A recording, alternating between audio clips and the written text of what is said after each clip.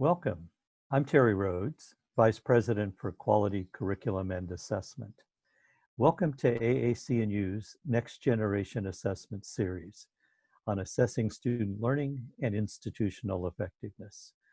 Today, hosts Tammy Cumming and David Miller speak with Catherine Wahlberg about measuring student learning with exams, what COVID-19 can teach us. Welcome everyone to the AAC&U Web Bites. Today's topic is on formative assessment.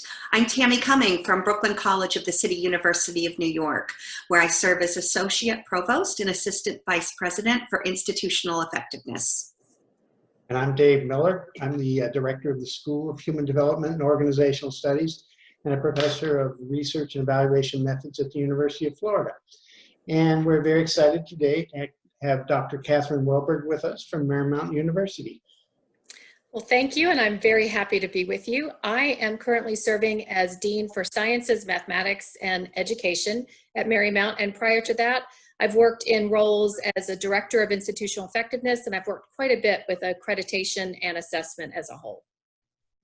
Well, thanks so much, Catherine, for joining us. We really appreciate you being a part of this new Web Bite series. For those of you who haven't participated before, this is a short message, about 5 minutes long, where you'll just get the answer to your direct question. And today we're going to talk about formative assessment. We have one of the great experts in this area. So again, Catherine, thank you for joining us. So the first question that I had, for those who aren't familiar with the terminology, is what is formative assessment? And can you talk a little bit about its relationship to what some call assignment alignment?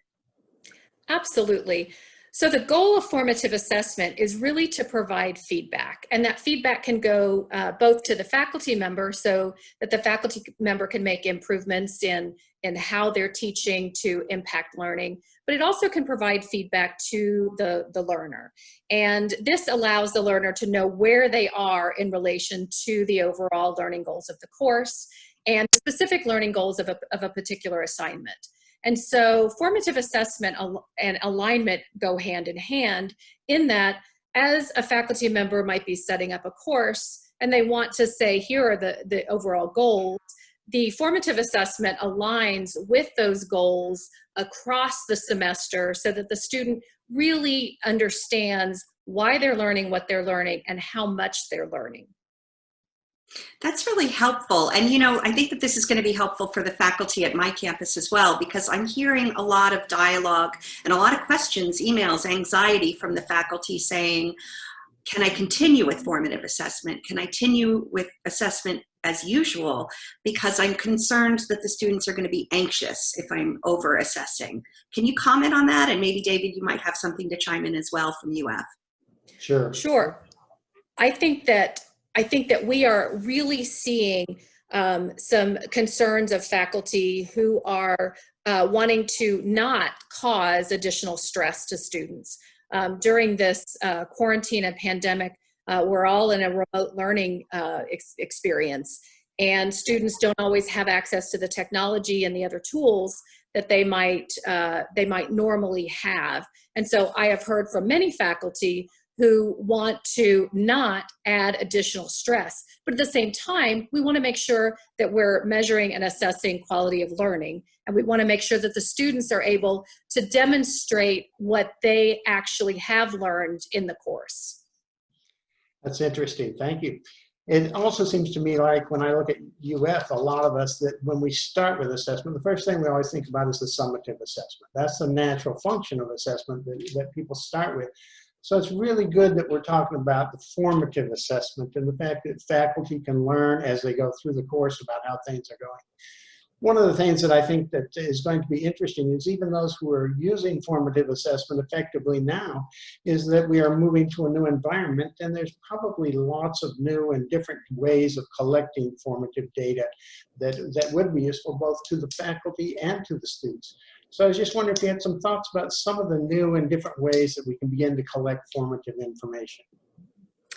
I think that one of the opportunities that we're facing right now is that we're forced and pushed a little bit to think outside the box, so that the things that we might have been that we might have used before when we were learning are not necessarily the things that are going to work now. For example, I have seen some incredibly exciting ways that faculty are assessing student learning by looking at things that use video. Every student has access to a cell phone practically. And so one of the things that we might be able to do is have students record their oral answers to open-ended questions, or to essentially do an interview where they are, through video, showing what they've learned and then uploading that video into a classroom. And I think that has been something that students have enjoyed doing, but it also allows the faculty to perhaps feel that they are not putting as much of a burden on those students. I've also seen things where faculty have assigned a project where students create a public service announcement, some kind of a short PSA where faculty give a prompt or a template or an issue, and students are having to translate what they've learned in the class into something that would be more easily digestible for people outside the class that didn't necessarily have that information before. And so that is something that has engaged students in what they've learned and really helped them to become educators in their own right by sharing these kinds of PSA announcements. That's an exciting way of thinking about some of the things that we can do now. And I know that we're going to see lots of new ways of doing formative assessments, of course, with the almost forced movement to everything being on technology nowadays. And so I think it's going to be exciting to see what faculty are able to do with those kinds of opportunities. Well, thanks so much, Catherine, for joining us. I know that you took time out of your busy day to be with us here and share your knowledge with our guests outside who are tuning in. And really, we appreciate your time and help on this issue. Well, thank you for inviting me. I've enjoyed it. Thank you. Until next time.